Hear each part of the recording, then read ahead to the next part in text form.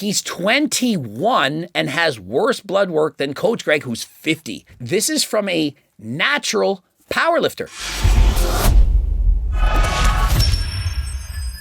Coach Greg, in today's video, the moment of truth for Nonzo Chinye. In my video, I said, well, we have to conclude that he's a fake natty. And why? Well, because the IPF banned him for not getting drug tested. And so what else could I say? Now, in that video, I said, if he wants to prove to the world that he's actually natural, that he will get blood work and send it to Coach Greg. If he didn't, well, what do you think we would have to conclude? So, for example, when I accused Ashton Hall, I said, get the blood work. And then he contacted me in the DMs and said, let's run it. I was expecting him to come to Halifax, not once, but twice, and yet he canceled. You know, the haters, you know, the people who don't believe, they think that I'll be the next Liver King, right? So I said to myself, what better way to come out and, go ahead and show the world the real truth? What better way to do it rather than doing it with Greg Doucette? We might as well just do the lie detector test, right? And we do the steroid test together. Without going through all of the messages, there's plenty, texting, voicemails, everything. Remember, this was back October 30th that this started. We then set up his blood work. I was contacting AlgoRx so he could get it free, and no results. A few days later, okay, cool. I'll have to run the test tomorrow because I've already eaten today. I'll call Quest now. I'll get blood work in the morning and we can do later Saturday or Monday. Everything's been confirmed. He's writing my staff, asking about what's the best hotels to stay.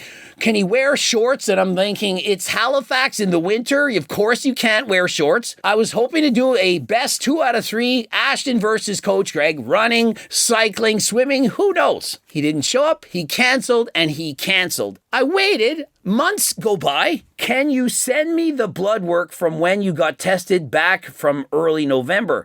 I want to do the video on the results. That was April 4th. That was the last time that I had asked. And so, what do you think happened? Do you think maybe, just maybe, when he got his blood work tested in November, that he actually would have failed? And so he didn't want to send me the results. But if the blood work looked good, hey, here, Coach Greg, you can go over the blood work. That is why I believe, to this day, Ashton Hall's still a fake natty. But Nonzo Chinye, he immediately watches my video and responds to me saying, yo, Greg, just seeing the vid you made on me, you missed out a couple of key bits, like I'll still be tested during the 18 months, but just wanted to ask any place in particular is best for where you want blood work from. And so immediately when he contacts me and says, I'm willing to get blood work, I'm thinking he's probably natural, because why would he offer up his blood work if he knew he was going to fail? Occasionally, people will get their blood work and they actually think that we won't be able to tell. And so it's still possible that he would get the blood work not knowing that we can see way back in time to see, is he actually natural? And so I immediately contacted AlgoRx and asked, can Nonzo get free blood work from AlgoRx? And I'll be able to go over this blood work to see if he's in fact natural or not. Unfortunately, there was no place in New York that they could do this. And so he would have had to, in fact, travel. Like Hussein Farhat drove from Montreal in Canada into the United States in order to do his blood work more than once. And yet you all still don't believe him.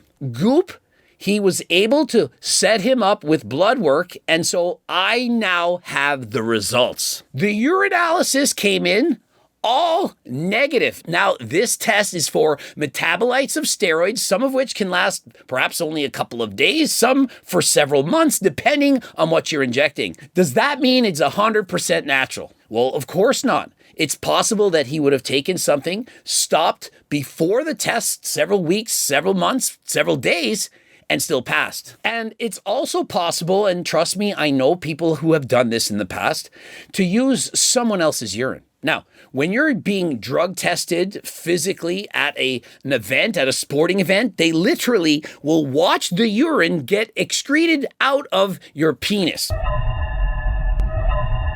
And so in different environments, they'll say, hey, go in the bathroom and give us a sample. And so they'll, for example, pee inside of a container. They'll fill a bottle in a container. They'll put it inside their underwear, keeping it warm, and they'll go to the bathroom and pour it and use that person's urine and enable them to pass. That is just the urine. The most important part, the blood work, because that can see what is happening to your body from the drugs that you've used in the past. The first thing we notice is hemoglobin and hematocrit. Somebody who's on performance-enhancing drugs, steroids, SARMs, etc. Oftentimes, these people have more hemoglobin production, more red blood cells, and so these numbers are going to be elevated. You've perhaps seen in the past bodybuilders, powerlifters, etc. being told to donate blood because their hematocrit, the red blood cells, it's way too high, which increases dangers, takes years off of your life. It also explains that reddish hue that some of the bodybuilders often have.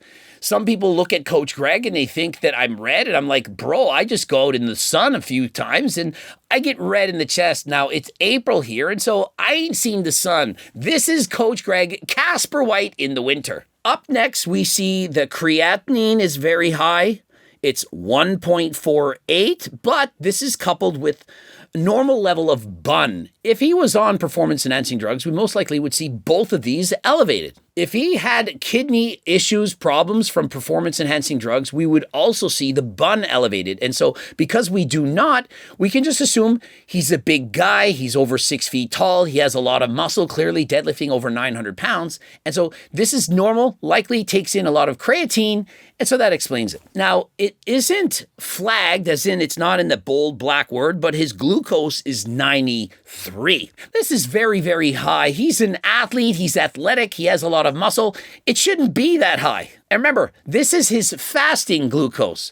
And so to be that high, it is a sign that he should start giving a shit about his health. He should perhaps be doing more cardio, losing a bit of abdominal fat, because if it continues to rise, it isn't going to be looking good for Nonzo. And just for you or Nonzo to understand this, he should be having a level below 70. Guys, you got to take care of your health. Now remember, if you're interested in being able to go over your blood work and seeing if you're healthy, if you're not, you can of course go to AlgorX, click the link, code Greg 10% off. And the liver function tests are normal. You can see including AST, ALT, both approximately 40, both in the healthy range. And so we know he isn't on orals right now. He's likely not drinking alcohol, as these are in a healthy range. And his lipid panel. Now remember, if you're on performance-enhancing drugs, steroids, trenbolone, your HDL, this is the good cholesterol, it's going to be in the toilet. It's very, very strong. It's high. It's very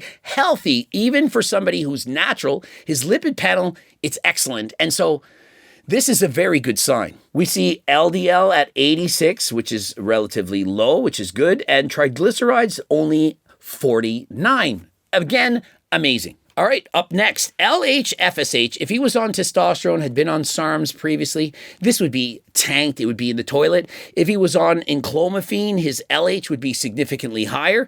This is in a normal ratio, and so it doesn't appear that he's used any form of steroids recently, as this test can conclude this. And next, his testosterone levels, just around the 600, free testosterone 17, in relation to the LH being at about 5.1. This is perfectly normal. It's actually good for a natural athlete, and so nothing suspicious here whatsoever. Up next, this is where it gets scary. Hemoglobin A1C. Have you heard of this test? This specifically is a more diagnostic test for diabetes and or pre-diabetes. His score, 5.9. You can see pre-diabetics are between 5.7 and 6.4. He has pre-diabetes. And the reason this test is accurate in his case is because it relies on having normal hemoglobin, of which he does. And so he has pre-diabetes. And so if anything, if any good came from this video, from having him be banned for 18 months, is that he needs to get his shit together. You can't just be eating junk food. Powerlifters are notorious to just putting down the food, the calories. They're trying to bulk up. They're trying to set records, put on more weight, more size. And so Perhaps it would be a smarter move for him to not chase getting bigger, getting stronger, but to perhaps stay in the lighter weight class, lose a bit of that abdominal fat, perhaps start racing on Zwift against Coach Greg, and become healthier. Is deadlifting 1,000 pounds worth it if you end up as a diabetic? And so remember, this is from a natural powerlifter. Imagine if he were on performance-enhancing drugs. Do you know how much worse that would be? Remember, he's 21 and has worse blood work than Coach Greg, who's 50. Perhaps he needs to get the freaking cookbook to get the lower calorie recipes. Or if he's too hungry, he could use GLP Max. Remember, that's going to reduce the appetite by approximately 28%. If you're less hungry, you eat less calories, and life goes on. Now, if this isn't strong enough, perhaps it's not strong enough for you, of course, you can go to AlgoRx. They can prescribe various peptides, for example, GLPs, or maybe you need enclomiphene, although you wouldn't be natural if you used enclomiphene, but if you have low levels of testosterone, you might need that. Maybe you need Cialis, tadalafil. Who knows? AlgoRx, code Greg, 10% off. And up next, HCG. Clearly, it's under 1. It's undetectable. He's not on HCG. He's not on PCT. He's not taking anything, for example, enclomiphene. And remember, we've previously stated he's not on enclomiphene because his LH would be higher. And so, bro is natural here. Next, estradiol in the normal range. This is more reassuring. Again, it's adding to more evidence that he's natural. IGF-1, 346. This is very, very high. It's not above the reference range. It's a very high percentile. But remember, he is suffering from pre-diabetes, which is likely going to cause this to be a little bit higher. And so based on what I'm seeing, it's not from MK677. You might have been thinking, oh, well, what if he took MK677? That can cause prediabetes. It would have resolved itself by now. If he was taking MK677 right now, it wouldn't be within the reference range. It would perhaps be even double. And so not only do I believe he's not taking performance-enhancing drugs in the name of steroids and SARMs, I don't think he's taking MK677 either. Next, we see creatine kinase very strongly in the red. Guys, you don't need to worry about this unless he's got rhabdomyolysis, of which it would be significantly higher.